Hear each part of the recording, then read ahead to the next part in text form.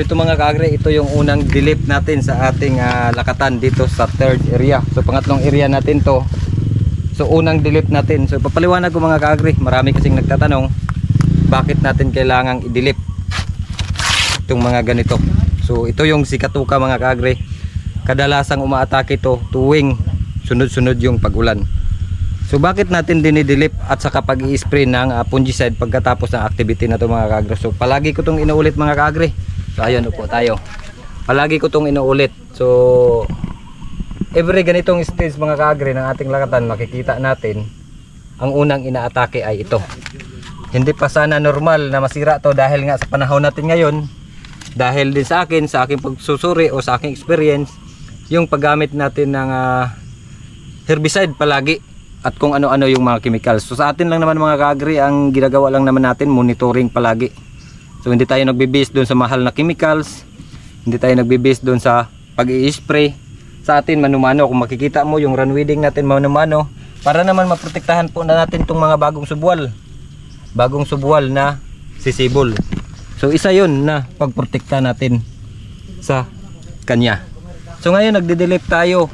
Ginagawa din natin yung pagdidilip mga kaagri pagka ganito yung panahon na walang ulan. Kasi nga mas maganda, mas nasusugatan kasi siya. Gamit natin itong dipping knife, nasusugatan siya. Kailangan natin mag-spray kaagad ng fungicide pagkatapos. So siyempre, gumagamit din tayo ng disinfect. Chlorine lang po yung ginagamit natin every isang puno na gagamitan natin para maiwasan natin yung pag-transmit ng, halimbawa hindi natin na-identify na may sakit to. So hindi natin mahawaan yung isa. Halimbawa, gumagamit ako rito, tapos na to, nakuha ko na lahat yung sigatuka. Para naman, bakit ko kinuha yung sigatuka? Yung natamaan, para hindi siya kakalat at mahawa tong iba. So ibig sabihin, makapokus ka agad dito yung development. Kasi pagka nasira to lahat, patuloy siyang magtatalbos, magpa-plasing, tataas at tataas siya, papayat. So ang ginagawa natin, disinfect tayo rito sa kabila. Paglilipat tayo rito, secure yung ating knife. So, ibig sabihin, panatag ka. So, yun yung mga ginagawa natin. Ending itong mga to, tinatanggal natin, inuunahan na natin yung posibleng may tama. So, iwan muna natin tong stock kasi nga, supply pa to ng tubig sakaling ay iinit. So, ganito lang, bit-bit mo palagi kapag didilip ka sa ganitong stage. So, ito ang pinaka-importante. Disinfect palagi. Every lipat mo sa kabilang puno. Ayan, tapos lagay mo dito sa block para matuyo siya. So ganun lang kasimple mga kaagre. Yun ang rason din kung bakit natin siya dinidilipan. So inaagad natin yung may tama ng sigatuka o na-atake ng sigatuka kagaya nito, para hindi siya makahawa kaagad doon sa itaas. So ibig sabihin yan, maganda na naman siya ulit. So palaging protektahan natin yan mga kaagre. So mga ginagawa natin mga kaagre, halimbawa ganito nagdoble, ito pwede natin to siyang ilipat. Pwede natin siyang ilipat.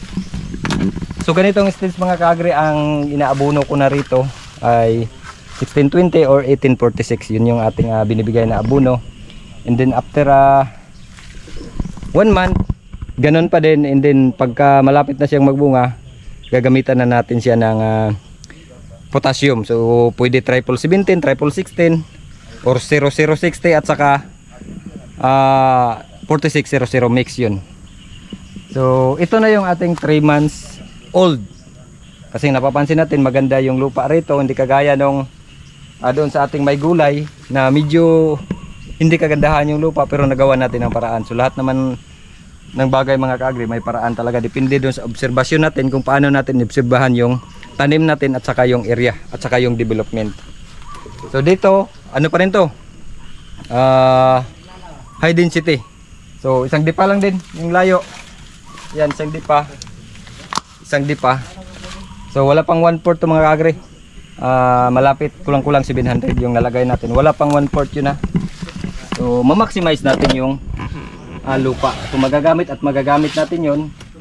Hindi kailangan maluwang lupa mga kaagri para makapagtanim tayo o kikita tayo dito sa paglalakatan. So doon sa mga unang video natin na nagbubunga na, so doon tayo kumukuha ng subwal muna kasi ito wala pang subwal. So pag may subwal na rito, makakarating na rin sa inyo yan. So ngayon, Ang gagawin lang muna natin ay tamang alaga muna, pag-monitor sa kanya. So ayun, ganun lang kasimple mga kagre. Kagaya nito mga kagre, wala masyado pang tinamaan ng sigatuka, pero kunin na natin siya kasi nga hindi na siya masyadong healthy. So yan, tira lang natin yung pwedeng itira, tapos ilagay natin dito. Yan. Importante mga kagre, pagkatapos ng activity na to, makapag-spray ka agad tayo para protection niya, lalong lalo na kasi nasugatan natin siya. Nasugatan natin. So yun, yun yung ating mga ginagawa. So marami na tayong video, doon pa sa Isabela ganito na yung ginagawa natin. Ang importante lang mga kagre, yung knife natin matalim siya para hindi siya malamog. Yan, linis, tamang linis. So yan mga kagre, at yun lang, sinishare ko lang palagi mga kagre, paulit-ulit. So palagi ko niya ulit, hindi tayo eksperto, pero yan, nagawa natin. So pailang beses na nating nagawa, paulit-ulit nating sinasabi na hindi tayo nagtuturo. Binabahagi ko lang yung aking mga karanasan about dito sa kung ano pa man yung ating mga tanim. So yun mga kagre, at tuloy ko lang to. Maraming salamat sa support palagi sa ating mga video. Laban lang tayo mga farmers, may paraan, kakalat lang dyan, may mga ideya na kakalat lang dyan. So ayun, maraming salamat. Mabuhay tayo mga farmers.